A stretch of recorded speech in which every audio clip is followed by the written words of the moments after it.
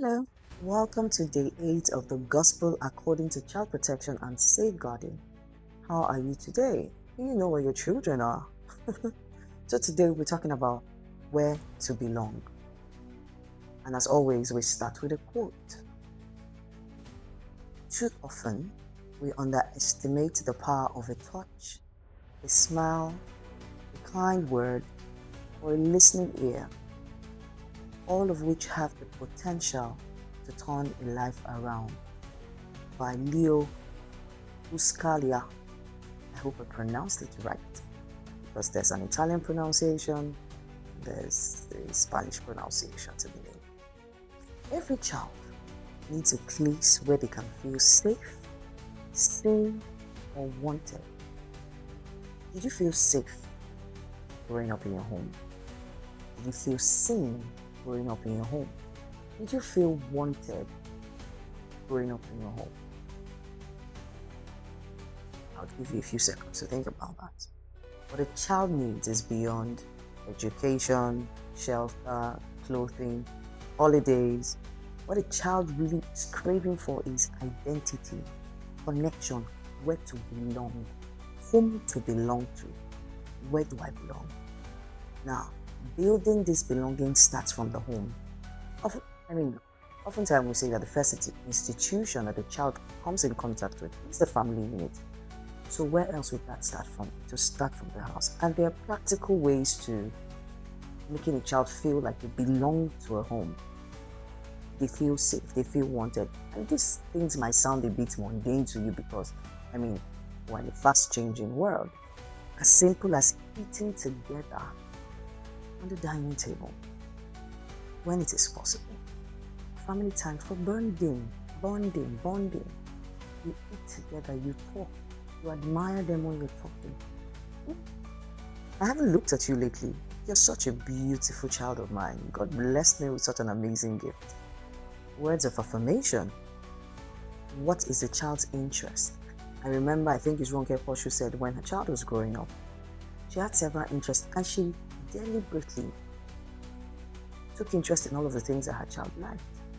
It wasn't easy because maybe today he's swimming, tomorrow is basketball, next tomorrow is something, but she had to do it.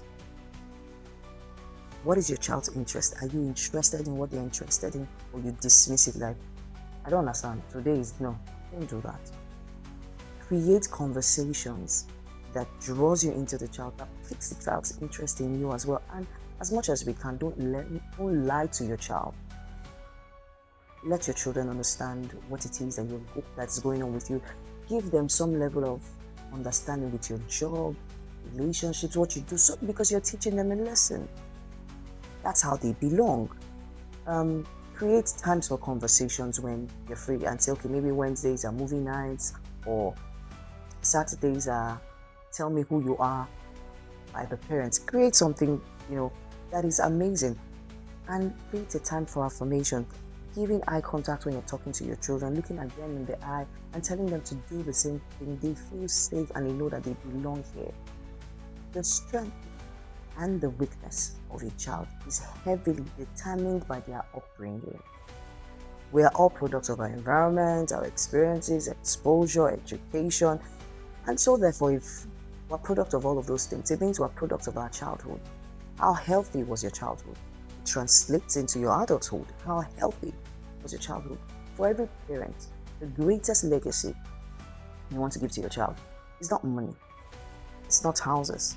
It's not the material things. It's your character and faith, your value system and faith.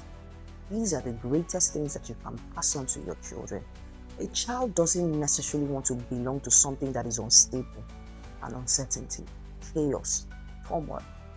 A child doesn't want that. A child wants wholeness. A child wants love. I want to belong to a place. I know a young girl, for lack of a better expression of her name, let's call her Femina. Every time I went to visit a friend of mine, I saw this child there. In the morning, if I went there, she was there. In the afternoon, if I went there, she was there. Exactly what she did. She had a home. I believe now, in hindsight, she felt safer. in the house of my family friend, but she was herself. Children do not want to belong to uncertainty. They want to belong to stability. So what are your values? What is your home run by? Every family is a tool in the hand of God to paralyze the enemy and to establish his system here on earth. Your family is a tool in the hand of God. It's either you want to be a tool in the hand of God to create chaotic systems here on earth, but your family is a tool in the hand of God to establish a system and a pattern that is healthy here on earth. I'll tell you the story of a child that I am dealing with.